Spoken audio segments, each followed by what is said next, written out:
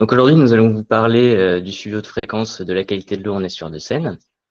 On va tout d'abord s'intéresser aux objectifs et aux intérêts de ce suivi haute fréquence. Ensuite, je vais vous faire un rapide focus sur les démarches inhérentes à la mise en place de ce réseau et à son maintien.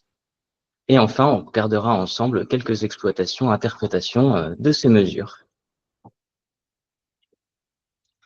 Alors, le suivi haute fréquence de l'estuaire de la Seine s'effectue avec notre réseau de mesure Synapse, dont l'objectif est simple, caractériser la qualité de l'eau de la Seine. Donc, son périmètre s'étend de Pose à la mer, c'est-à-dire tout l'estuaire. Donc, on va définir comme la zone influencée par la marée, et donc sur un linéaire d'environ 170 km. Donc, l'objectif est d'avoir une durée de mesure sur le moyen et long terme afin qu'on soit en mesure de dégager des tendances d'évolution. Il y a bien évidemment un intérêt opérationnel à ce réseau de mesure qui va nous permettre de suivre par exemple les impacts d'aménagement, d'événements particuliers, d'effectuer un suivi en live. Également un intérêt stratégique car on va pouvoir venir faire de la planification et notamment de l'adaptation paramétrique. Et enfin un intérêt scientifique très fort qui va être plus sur la compréhension du système et de son évolution. Et c'est d'ailleurs bien cette compréhension qui va venir servir les intérêts stratégiques de ce réseau de mesure. Tu peux passer s'il te plaît. Merci. Ouais, c'est le plus simple. Alors, donc rapidement, je vais vous faire un petit focus sur ce qu'est un réseau de suivi, donc du terrain à l'exploitation des bases de données. Donc tout d'abord, la mise en place des stations et des sondes. Donc ces sondes ne sont pas placées au sein de l'estuaire par hasard, elles ont pour but de servir des intérêts scientifiques et stratégiques, afin de suivre des paramètres bien ciblés. Et il y a également tout un volet faisabilité, bien sûr, car vous imaginez bien que ces sondes doivent être installées sur des structures qui sont spécifiques. Ensuite, il y a un énorme volet terrain dans le maintien de ce réseau haute fréquence, tout simplement parce qu'on va rencontrer beaucoup de problèmes liés à la maintenance et au renouvellement régulier du matériel, comme par exemple, vous pouvez le voir sur les photos là, en haut à droite, des embâcles, du fouling, de la casse. Et cela comprend également un volet laboratoire pour venir calibrer les différents capteurs, et je le précise, c'est donc une calibration régulière. Ensuite, toutes ces mesures vont être mises en base de données, mais dans un premier temps, on va venir les valider, c'est-à-dire qu'on va regarder les mesures en fonction d'une gamme de validité selon les paramètres, essayer de repérer les valeurs aberrantes, etc. et donc faire le premier nettoyage. Donc cette partie base de données comprend également un volet de maintenance informatique qui est important, autant pour garder à jour la base de données que les interfaces de consultation. Et ensuite, ces données vont être mises en ligne. Donc ce sont des données validées, contrôlées, qui à tous. Et enfin, en dernière étape, nous allons avoir l'exploitation des mesures qui vont se faire via le calcul de tendance d'évolution, le suivi de paramètres clés. Et ces mesures sont également la base de nombreuses démarches scientifiques, telles que par exemple la modélisation, et vont nous permettre de mieux comprendre notre estuaire en croisant par exemple ces différents paramètres avec les forçages. Donc ce réseau, le réseau Synapse, est une démarche partenariale entre le GIFC Naval et Aropa, qui comprend donc une gestion assez lourde, car comme vous pouvez le voir, on a une fréquence d'acquisition de l'ordre de 5 minutes, tout simplement, depuis 2011 pour les puissances d'émission des capteurs, ce qui nous fait un total de 40 millions de données validées, avec 85% de taux de couverture aux stations. Donc ça veut dire que tout simplement 15% de nos mesures sont soit invalidées par notre système de validation, soit non mesurées, parce que voilà, la sonde a été retirée pour calibrer, ou qu'on effectue des travaux au niveau de la station. Donc ce réseau Synapse comprend 7 stations, qui englobent tout l'estuaire, de Balisa à Pose, avec de nombreux paramètres mesurés, mais 4 paramètres principaux, si je puis dire, qui sont la température et la conductivité, desquels d'ailleurs on va sortir la salinité également, la turbidité et l'oxygène, qui sont les 4 principaux paramètres. Et nous, aujourd'hui, avec Cédric, on va vous parler de différents paramètres. On va commencer par vous parler de la salinité, ensuite on va s'attarder sur la turbidité, et enfin sur la température, l'oxygène, et sur un des derniers paramètres implémentés à ce réseau de mesure, qui sont les nitrates au niveau de la station de Pose. Alors, la salinité nous est directement transmise par nos sondes et elle est déterminée à partir des mesures de température et de conductivité. Donc, la salinité, dont l'unité de mesure est le PSU pour Practical Salt Unit. Donc, un PSU correspondrait à 1 gramme de sel par kilo d'eau de mer. Et généralement, les eaux marines, donc je dis bien généralement parce que c'est pas toujours le cas, ont une concentration de 35 PSU, et à l'inverse, les eaux douces sont considérées comme douces en dessous d'une concentration de 1 PSU. Ce qui va venir nous fixer notre front de salinité, donc la limite entre eau fluviale et eau marine, à 1 PSU. Et comme vous pouvez le voir sur cette petite vidéo, ce front de salinité, il est mobile. Alors, il est mobile d'amont en aval avec la marée, mais on a également un gradient sur la verticale, avec des eaux salées qui sont plus denses, donc plus lourdes, et se trouvent sur le fond, et des eaux douces en surface. Donc ce processus peut même aller jusqu'à générer des courants qui sont inverses en surface et au fond, avec des eaux douces qui sont plus légères, qui vont passer en surface pour aller en direction de la baie, et des eaux salées plus lourdes qui vont remonter sur le fond en direction de l'amont. Donc cette limite est dépendante bien évidemment des apports fluviaux et des apports marins. Donc il y a plusieurs échelles de variation temporelle, notamment saisonnières. Vous vous doutez bien que le débit n'est pas le même en été et en hiver, et également annuel, parce qu'on peut avoir des années plus ou moins sèches ou plus humides. Hop. Donc grâce à notre réseau de mesure, on a pu mettre en avant une limite amont maximum de ce front de salinité en amont de Vadeville-la-Rue, alors qu'historiquement, elle était placée au niveau de Vieux-Port. On a donc une emprise spatiale qui s'étire vers l'amont et peut mettre en péril des usages tels que, par exemple, l'usine de pompage de Norville. Donc, cette emprise spatiale qui s'étire vers l'amont a évidemment une influence longitudinale, comme je viens de vous l'expliquer, mais également transversale. Car on va observer que les nappes phréatiques qui bordent la Seine, qui sont situées en milieu majeur, sont directement connectées à la Seine. Donc, on va avoir des mesures de conductivité, donc ici, qui mettent en lumière des salinités plus fortes, donc plus fortes à l'aval, mais plus on va remonter vers l'amont, plus ces conductivités vont diminuer. Et on le sait, ces nappes phréatiques donc, sont connectées à la Seine et potentiellement peuvent se faire alimenter donc en eau salée quand on va avoir un front de salinité qui remonte dans l'estuaire. Et on le sait notamment grâce à telles que la température, ou comme vous pouvez le voir ici sur des figures issues du projet Ferré, on va avoir cette température qui oscille au rythme des marées. Donc, ça nous démontre bien cette connexion entre les eaux souterraines et de surface. Maintenant, on va revenir à la station de pompage de Norville. Donc, ce que vous avez sous les yeux, c'est l'évolution de la conductivité en violet. Donc, une conductivité qui est bien sûr influencée par la salinité dans notre cas ici. Donc, comme vous pouvez le voir, elle varie quotidiennement avec les flots et les jusants. Et on va avoir des variations qui vont être plus fortes quand on a des marnages importants que lorsqu'on a des marnages plus faibles. Donc, on voit ici un petit peu plus 23. Cependant, cette relation n'est pas vérifiée quand on arrive en août 2023 avec les plus forts marnages et finalement des variations de conductivité qui sont plus faibles. Mais cela s'explique par la bonne et simple raison qu'à cette période, le débit augmente. Donc, on a des apports d'eau fluviale plus importants, ce qui va venir repousser notre front de salinité plus à l'aval. Donc, finalement, on va avoir des conditions défavorables, donc des conditions favorables à la remontée du front de salinité, spécialement lors des grandes marées et des périodes d'étiage. Hop. Maintenant, on va s'intéresser à l'évolution, on va dire, la tendance d'évolution de la position de ce front de salinité. Donc, vous avez sous les yeux la position du front de salinité, et en rouge, c'est la position médiane annuelle. Donc, si on observe bien, on voit que ce front de salinité tend à remonter au sein de l'estuaire, à l'exception de 2024. Donc, bien sûr, cette tendance à la remontée en amont n'est pas linéaire, parce qu'on va avoir des années plus sèches, des années plus humides. Donc, comme c'est le cas de 2023, qui va être une année particulièrement sèche, avec des positions très à l'amont du front de salinité, et à l'inverse, en 2024, vous voyez bien qu'on a de forts débits toute l'année, on va avoir une position située plus à l'aval. Maintenant, on va s'intéresser aux matières en suspension à l'embouchure de l'estuaire. Donc, les matières en suspension sont déterminées à partir de la turbidité. Pour relier la turbidité et les matières en suspension, il faut effectuer des prélèvements qu'on va venir filtrer et peser afin de connaître la concentration en matière en suspension réelle in situ. Ensuite, on va venir corréler à la mesure de turbidité. Donc, ces matières en suspension dans l'estuaire vont se comporter finalement un petit peu comme le front de salinité, parce qu'on va avoir des apports de matières en suspension qui viennent de la baie, des apports marins, et des apports qui proviennent du fleuve.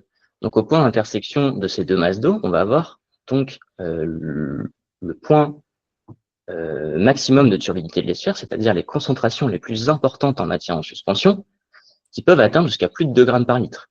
Ce point On l'appelle le bouchon vaseux. Et ce bouchon vaseux va venir bouger d'amont en aval avec la marée.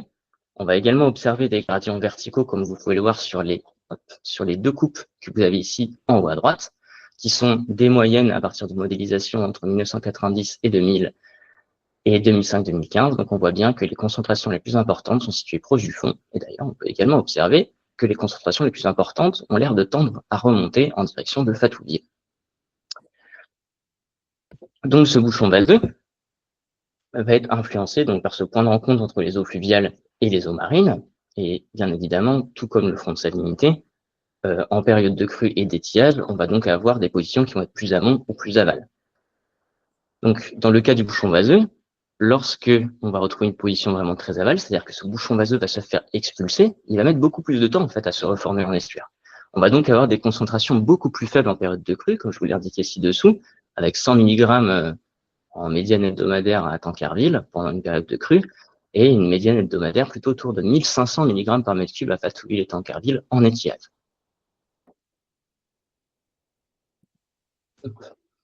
Donc si maintenant on s'intéresse à la position de ce bouchon vaseux, mais encore une fois sur le long terme, donc là on regarde entre 2015 et 2024, on voit bien que la position médiane de ce bouchon vaseux tend également à remonter dans l'estuaire.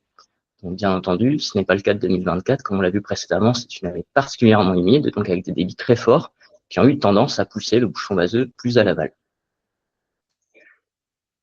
Donc, ce bouchon vaseux va avoir une influence très importante pour les habitats, par exemple le cas des vasières intertidales. Lorsque cette importante source de sédiments est située à proximité, elles vont avoir tendance à s'engraisser.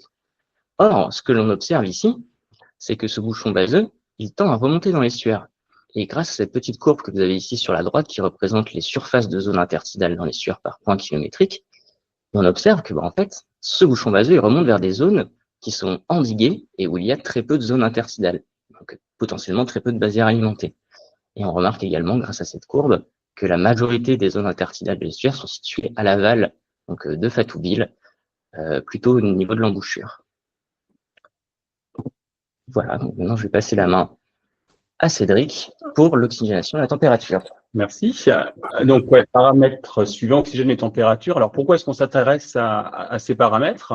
Tout simplement, parce que c'est des paramètres fondamentaux pour la vie aquatique. Et je vous l'illustre à travers les gammes d'acceptabilité, on va dire, de ces paramètres pour un migrateur qui fait son retour en estuaire de Seine depuis quelques années, qui est le saumon atlantique, qu'on observe quelques individus remonter à la fois au printemps et en automne sur les passes à poissons qui sont équipés de vidéocomptables, comme on peut le voir sur l'image. Et pour ce saumon, par exemple, on a une migration qui peut être ralentie à partir de 20 degrés et des mortalités observées à partir de 25 degrés. Et de l'oxygène qui peut poser des soucis en deçà d'une valeur seuil à peu près de 6 mg par litre pour la migration et 3 mg par litre pour observer des mortalités. Donc ça, c'est vrai pour le saumon, c'est vrai pour pas mal d'autres espèces avec des valeurs un petit peu différentes, que ce soit pour les poissons ou le reste de la faune aquatique. Et du coup, on va s'intéresser à ces paramètres pour cet intérêt d'acceptabilité de la vie aquatique dans le milieu. Ces deux paramètres sont liés, la température et l'oxygène. En gros, plus la température augmente, plus la solubilité de l'oxygène diminue, que ce soit dans l'eau douce et dans l'eau de mer. Et finalement, on va avoir des problématiques d'oxygène qui peuvent être liées soit à des rejets de matière organique, de DBO notamment, qui peuvent consommer l'oxygène dans le milieu, qui vont être renforcés quand on a des températures plus fortes, parce qu'il y a une moindre solubilité de l'oxygène dans la masse d'eau. Alors, qu'est-ce qu'on observe? Là, je vous ai sorti un exemple à Rouen depuis 2018 avec toutes les températures qu'on observe. Donc, on voit bien la variation saisonnière avec des températures rarement en deçà de 5 degrés et qui peuvent dépasser les 25 degrés dans les eaux de surface. Par exemple, en 2018, sur les mois de juillet-août, on a eu 11% du temps avec des seuils supérieurs à 25 degrés sur la masse d'eau à Rouen. 2022, entre juin et septembre, on avait quasiment la moitié du temps, on avait des températures supérieures à 23 degrés. Par contre, on a toujours aujourd'hui, depuis une dizaine d'années, une oxygénation qui reste quand même acceptable et favorable pour le milieu. Par exemple, là, en 2020, quand on a eu des pics qui ont dépassé les 25 degrés, on avait de l'oxygène qui a juste été un petit peu en dessous les 6 mg par litre. Donc, je vous renvoie un petit peu au seuil que je vous présentais l'exemple du saumon tout à l'heure. On reste pour l'oxygène dans des gammes acceptables et des températures qui peuvent quand même monter de façon assez importante et de manière durable pendant les périodes estivales. Alors, on n'a plus de problème de désoxygénation à Rouen, comme on l'avait de manière historique, plutôt lié au rejet industriel et urbain de matières organiques ou de nutriments. Par contre, on a été regardé à l'embouchure, là sur notre station à Tancarville, donc plus voilà, à l'embouchure de l'estuaire, et je vous ai remis depuis 2018 le pourcentage de temps où on avait notre oxygène qui passait sous le seuil de 5 mg par litre, qui n'est pas encore un seuil critique, mais bon, qui s'en rapproche, qui est un peu notre seuil d'alerte. Et vous observez quasiment tous les étés quelques pas de temps où on a ce seuil qui est dépassé, et ça peut même être représenter des périodes assez longues, supérieures à 5% du temps, par exemple en septembre 2019 ou encore en août 2022. Donc, c'est un paramètre qui, aujourd'hui, n'est pas encore problématique en estuaire de Seine, mais qu'on surveille de près avec le réchauffement des eaux, comme on va le voir par la suite. On a vraiment un point d'attention en devenir sur ce paramètre-là. Alors, on a ce paramètre-là en bouchure pour l'oxygénation, et on regarde aussi ce qui nous vient de l'amont, avec des creux d'oxygène qui sont observés régulièrement dans l'agglomération parisienne, qui sont des creux d'oxygène liés à des grosses pluies où on peut avoir des rejets d'eau usée partiellement traitée qui vont consommer l'oxygène dans le milieu. Donc là, je vous ai mis un exemple d'un de ces creux d'oxygène en janvier 2024, là, pendant l'hiver. Donc, on est sur des valeurs largement acceptables, on est supérieur à 12 mg par litre, mais on observe un creux de environ 1,5 mg d'oxygène. Et l'idée avec notre réseau, c'est de voir comment ce creux finalement se déplace le long de la Seine et dans l'estuaire. Donc, on observe ce même creux à Rouen quelques jours après celui qu'on observait sur l'agglomération parisienne, avec un même ordre de grandeur de déplétion d'oxygène, qu'on continue à observer encore avec un décalage d'environ 2 jours au niveau de Val-des-Leux, donc on est encore un peu plus à l'aval de l'estuaire, et qu'on observe encore à l'embouchure, donc là, enfin, un petit peu avant l'embouchure, à Vatteville-la-Rue, où on voit encore cette déplétion d'oxygène d'environ entre 1,5 et 2 mg d'oxygène. Donc l'idée, ça nous permet aussi de suivre ces différents paramètres qui peuvent nous venir de l'amont de l'estuaire. D'un point de vue plus temporel, donc on observe un gradient amont-aval pour la température. Là, je reviens sur ce paramètre température, avec en hiver une eau océanique ou marine qui va être plus chaude que l'eau de la Seine. En été, c'est l'inverse. L'océan est plus froid, plus tamponné que le fleuve. Donc, on voit ces variations de gradient entre l'amont et l'aval. Mais surtout, ce qui est intéressant, c'est que si on regarde sur plusieurs années l'augmentation des températures, on voit un lien avec l'augmentation des températures atmosphériques qu'on observe sur l'ensemble du bassin, et on voit une réponse dans les eaux de la Seine. C'est des choses qui ont déjà été observées à Paris, mais qu'on observe également dans l'estuaire. Et là, je vous ai juste remis l'augmentation, ou les tendances, on va dire, d'augmentation des températures sur les périodes estivales. Donc, vous voyez, on est de l'ordre du 10e de degré par an sur ce qu'on observe depuis une petite dizaine d'années sur la température en Seine. Donc, à l'image de ce qu'on observe déjà comme je vous le disais, sur la partie beaucoup plus amont parisienne, et des choses qu'on observe également en baie de Seine, avec cette augmentation continue des températures en lien avec les températures atmosphériques. Dernier paramètre qu'on voulait évoquer, qui est nouvellement mesuré par notre réseau, ce sont les nitrates. Alors, pourquoi s'intéresser aux nitrates? Alors, pour rappel, donc c'est des apports qui viennent essentiellement de pratiques agricoles liées au lessivage des sols qui ont été amendés par des engrais qui vont contenir ce nitrate. Ça nous intéresse particulièrement en estuaire parce qu'en fait, on a une possibilité d'épuration de l'azote et de ces nitrates en milieu estuarien, notamment quand il y a des connexions avec les zones humides. Il peut y avoir il y a des systèmes microbiens qui se mettent en place pour dégrader et transformer cet azote. et réduire les flux qu'on peut observer à la mer, sachant que ces flux d'azote et plus généralement de nutriments, donc phosphore et silice également, quand ils sont en excès dans le milieu et notamment dans le milieu marin, ou quand il y a un déséquilibre entre ces apports, ils peuvent contribuer à des phénomènes d'eutrophisation marine qui, pour ce qui concerne la baie de Seine, vont plutôt s'exercer sous la forme de blooms d'algues qui peuvent émettre des toxines, notamment dinophysis. Et ces toxines sont dans l'eau, elles peuvent être captées par des organismes filtreurs, notamment par les coquilles Saint-Jacques par exemple, et qui peuvent cumuler ces toxines dans leur chair et les rendre impropres à la consommation. Donc avec un suivi, sanitaire qui existe et qui qui donne des interdictions de pêche ou de consommation de ces coquillages régulièrement en baie de Seine, et si on remonte la chaîne, qui sont liés à ces apports en nutriments et avec une possibilité aujourd'hui relativement réduite de limitation de ces flux à la mer liés à cette épuration en milieu estuarien. Dire également que ces paramètres de nitrates ou de nutriments de façon plus large sont retranscrits dans les orientations du SDAGE, du stage 2022-2027, donc celui en cours, qui est porté par l'Agence de l'eau Seine-Normandie. Et cette orientation vise à réduire les apports de nutriments, que ce soit l'azote ou le phosphore, pour limiter justement ces phénomènes d'eutrophisation dans le milieu marin. Il fixe également des objectifs pour atteindre le bon état des eaux pour ce paramètre-là. Donc, un objectif ambitieux, j'allais dire, à 12 mg par litre en 2050, avec des jalons, notamment en 2033, à 22 mg par litre. Et du coup, ce suivi permet également de voir où est-ce qu'on en est par rapport à ces objectifs. Juste préciser que ces objectifs sont pour les moyennes hivernales en nitrate pour la Seine, en l'occurrence.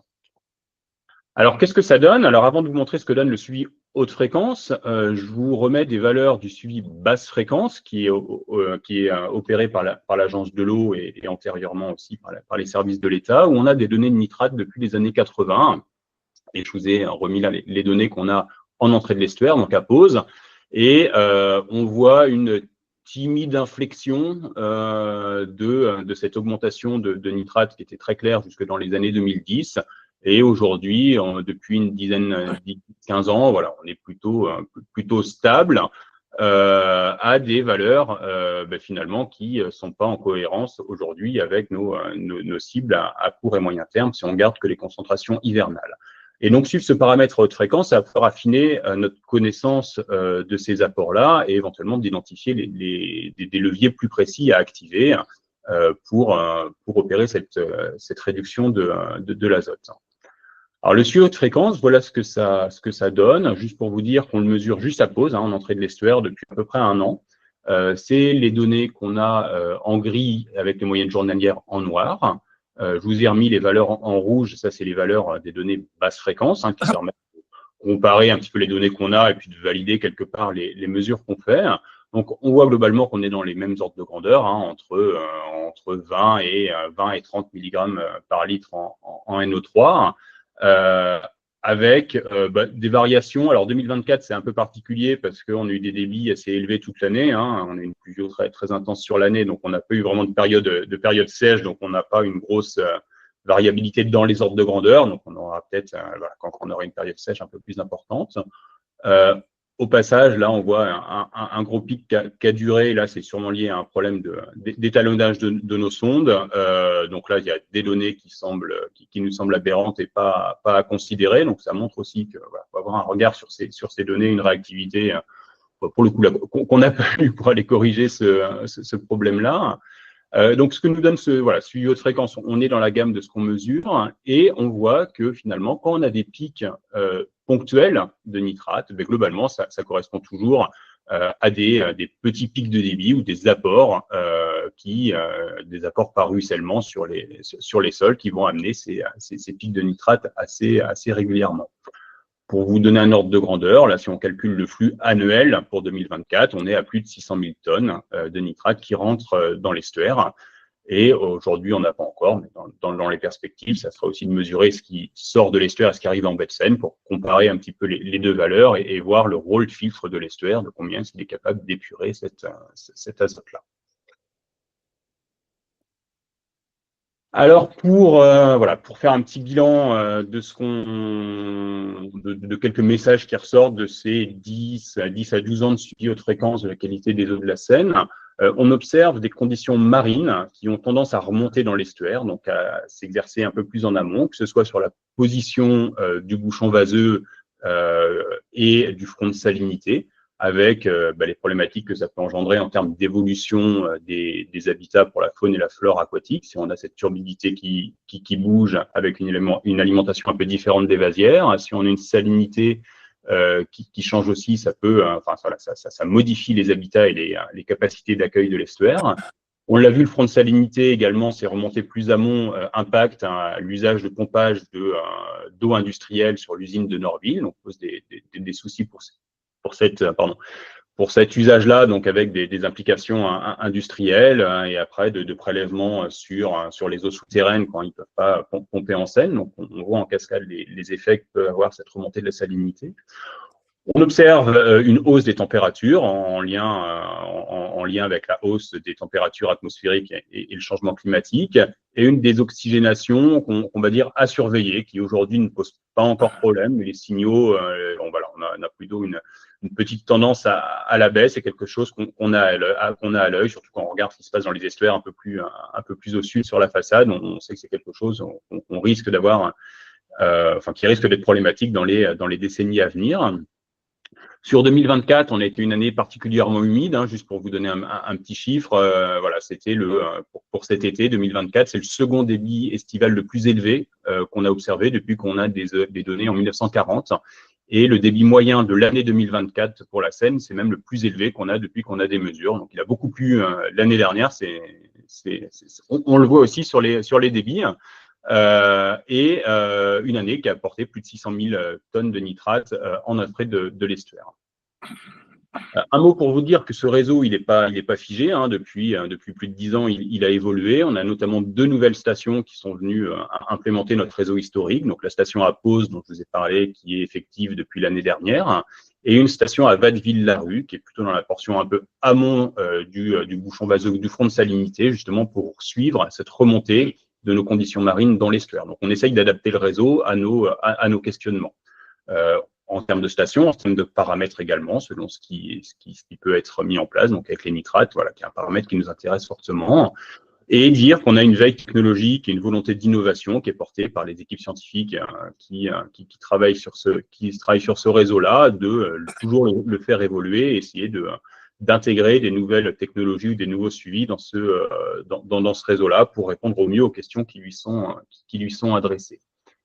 Alors, ça permet de faire une petite ouverture sur un projet qui est le projet Fresque, en fait, qui est un méta-réseau, enfin une mise en réseau de différents réseaux haute fréquence sur le continuum Seine.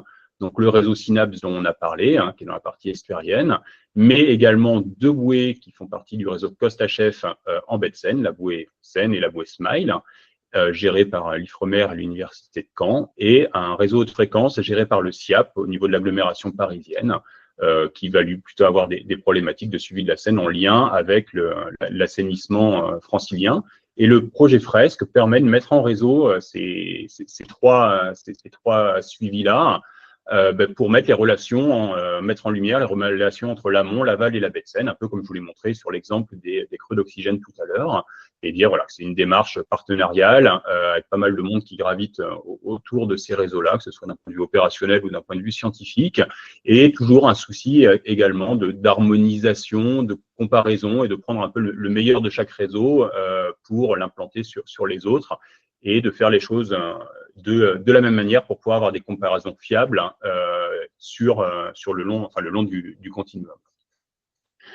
Ces réseaux, j'espère, ces quelques exemples vous ont convaincu qu'il y a un enjeu quand même pour les conserver, les maintenir, les développer, pour mieux comprendre le fonctionnement de l'estuaire qui est en pleine évolution aujourd'hui, de le suivre à l'échelle de différents événements et sur le long terme. On a vraiment ces différentes dynamiques temporelles qui sont possibles. Ça permet de commencer à dégager des tendances d'évolution. On commence à arriver sur du moyen terme. C'est un réseau qui a plus de 10 ans aujourd'hui, donc ça y est, on commence à avoir un peu de recul et tendance qui reste fragile, mais qui mérite d'être regardée. Et en retour de tous ces suivis-là, on a vu que ça posait quand même des questions pour un certain nombre d'usages ou de fonctionnalités. Ça peut permettre de donner des clés ou des leviers pour les adapter et d'avoir un fonctionnement estuarien qui va le mieux possible. Alors, pour aller plus loin, juste 2-3 ressources, et puis on prendra, si vous avez quelques questions, là, on aura le temps d'échanger un petit peu après. Pour vous dire que toutes les données de Synapse sont disponibles, alors Papos, on ne l'a pas encore mis sur notre interface, mais les données sont disponibles sur demande en tout cas, et pour tout le reste du réseau, c'est disponible sur notre site web. Là, il y a un petit onglet Synapse donc, qui permet de télécharger tous ces paramètres depuis le début du réseau. Téléchargez pas tout en même temps, hein, faites plusieurs sets parce que sinon ça va pas le faire, les 40 millions de données. Mais voilà, donc tout ça c'est disponible, c'est des données qui sont validées, hein, qu'on fait l'objet d'une petite vérif, une qualification de ces données-là. On a quelques articles dans notre revue Tout s'explique qui montrent un peu les enseignements de ce suivi-là. Donc globalement, ce qu'on vous a présenté aujourd'hui avec Mathieu. Donc on a ces articles-là dans le Tout s'explique et des rapports de synthèse un peu plus touffus, j'allais dire, qui rendent compte de ces évolutions-là, notamment le rapport de synthèse sur les 10 ans du réseau du Synapse et également sur la synthèse de fresques approchées à l'échelle du continuum, dont la phase 2 s'est terminée l'année dernière, qui sont également disponibles. Et enfin, avant de vous donner la parole, pour dire que ça permet aussi un suivi en direct de notre météo estuarienne. Donc voilà, pour aujourd'hui, on a des petits indicateurs sur notre site web qui nous disent voilà, on est quel coefficient de marée. La dernière marée à Rouen, c'était quoi le niveau de la basse mer, de la pleine mer. Notre débit à pause, il est de combien aujourd'hui, de voir si on est plutôt fort, plutôt faible par rapport à d'habitude dans cette saison-là, sur la température, sur l'oxygène. Sur la position du front de salinité et du bouchon vaseux lors de la marée précédente. Et également, là, c'est une collaboration avec nos collègues de Sénormigre, les poissons migrateurs qui sont observés depuis plusieurs mois, enfin, c'est sur l'année en cours, les poissons migrateurs qu'ils observent à pause sur la passe à poissons. Donc voilà ce qu'on voulait vous présenter, l'idée, voilà, quelques exemples un petit peu de ce qu'on peut faire avec ces paramètres-là, en illustrant les différents paramètres, les différentes stations, les différentes dynamiques temporelles ou échelles spatio-temporelles auxquelles on peut regarder ces informations-là. Il nous reste une dizaine de minutes. S'il y a des réactions, des questions ou des éclaircissements, n'hésitez pas à mettre un petit message ou à demander la parole. Hop. Et ouais, donc Johan Copard, ouais, je te laisse prendre la parole. Oui. Vous m'entendez, c'est bon? Ouais. Ouais, c'est bon pour nous. Petite question, est-ce que vous pensez équiper vos différentes stations de nouveaux capteurs pour suivre de nouveaux paramètres comme le DOC, par exemple, enfin le carbone organique dissous, des choses comme ça? Est-ce que c'est Oui. Alors en fait, là, on est dans une pour la tambouille interne. En fait, on a fini la phase 2 du projet Fresque où il y avait des expérimentations, il y avait des innovations et un peu cette réflexion-là qu'on veut continuer à mener et notamment pour voir comment est-ce qu'on peut équiper le réseau de nouveaux paramètres. Alors il y a plusieurs idées, dont le carbone, parce que c'est quand même pas mal suivi à l'amont, donc c'est des choses qui pourraient être intéressantes d'être suivies également plus à l'aval. On a des questions aussi voilà, sur déployer un peu plus les capteurs de nitrate, pourquoi pas les sondes fluocopées aussi qui sont faites là dans le cadre du SIAP. Donc il y a plusieurs idées. Aujourd'hui, il n'y a rien de formellement tranché, mais c'est une réflexion là qu'on veut mener cette année sur voilà, l'évolution des paramètres, pourquoi pas des stations, de quels paramètres on met à quelle station, et on voudrait voilà, un peu continuer à faire évoluer ce réseau-là, mais le carbone, ouais, clairement, est dans les réflexions, et on pourra en discuter ensemble, mais ouais, ça fait partie des pistes. On est au stade de réflexion sur les objectifs. Pour l'instant, on n'a pas encore regardé la faisabilité, qui sera sûrement un point important de savoir quel capteur on peut mettre où et combien on peut en mettre par sonde aussi. Ok, merci. Ouais. Paul? Oui, bonjour Cédric. Ça me rappelle quelques souvenirs. Bon, il y a un point que je voulais souligner, c'est que vous employez un terme qui ne me convient pas du tout en ce qui concerne l'évolution des nitrates. Les nitrates ne sont pas épurés, il n'y a pas d'épuration des nitrates. Ils sont transformés, fixés, etc. Ou dénitrifiés, mais on ne peut pas parler réellement d'épuration des nitrates estuariennes. Ça, c'est le premier point.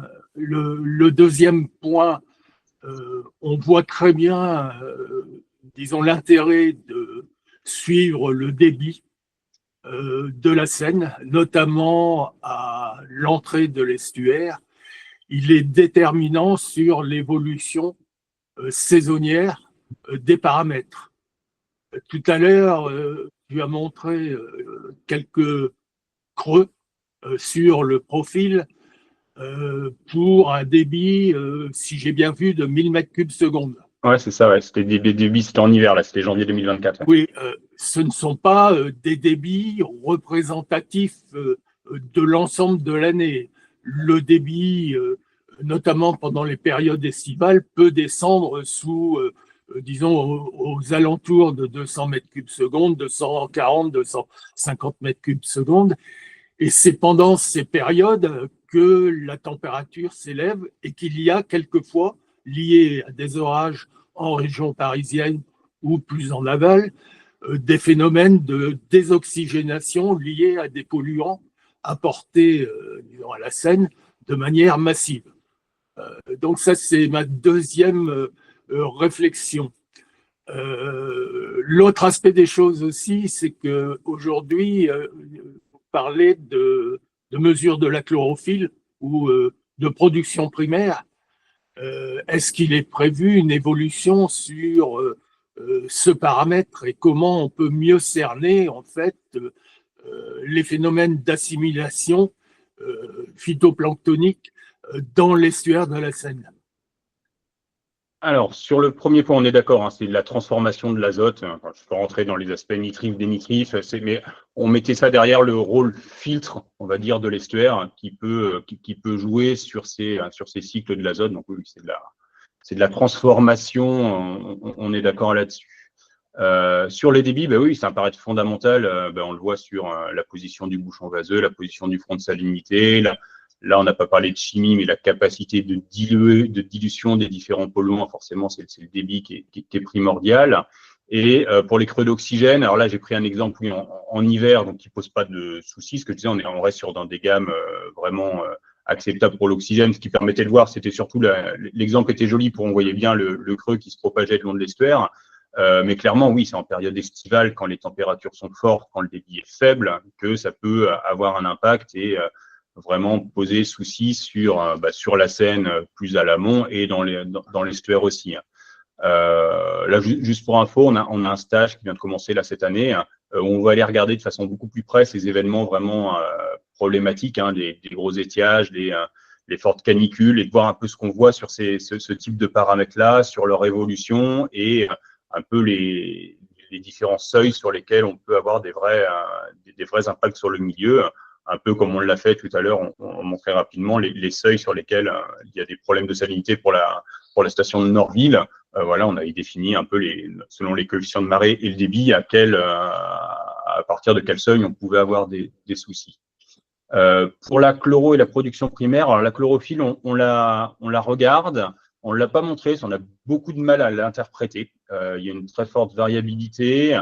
C'est pas forcément toujours un très bon proxy non plus de la production primaire.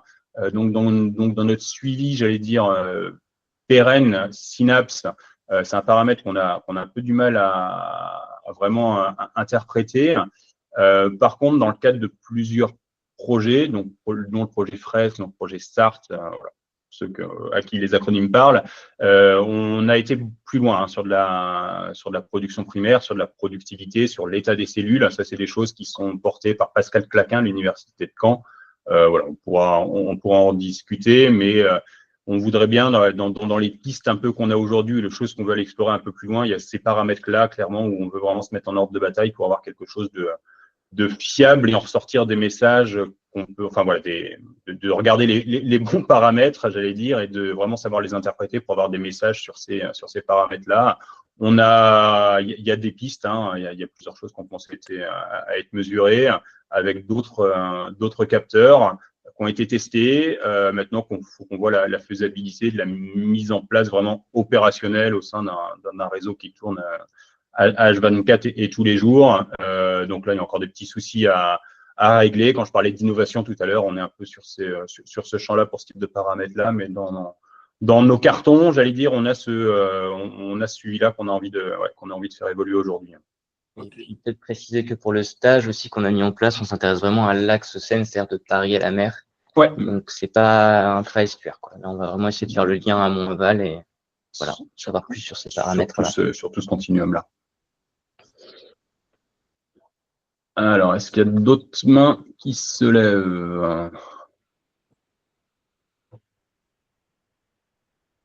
Non, bah c'est parfait. Comme ça, c'est vraiment pour respecter notre timing. Je me permets brièvement de prendre la parole. Il y a une question dans le chat. Ah, il y a une question dans le chat. Ah, pardon. Julien. Alors, ah ouais, je vais pas regarder le chat. Vous parliez de la salinisation transversale des nappes. Quelles sont les nappes en question? Alluvionnaires, craie, autres. Toi, tu me regardes, Cédric. Alors, c'est pour toi. De tête, je pourrais pas répondre, mais je pose imaginer que c'est une question de Erwan. Ah, non, ça n'est pas. D'accord.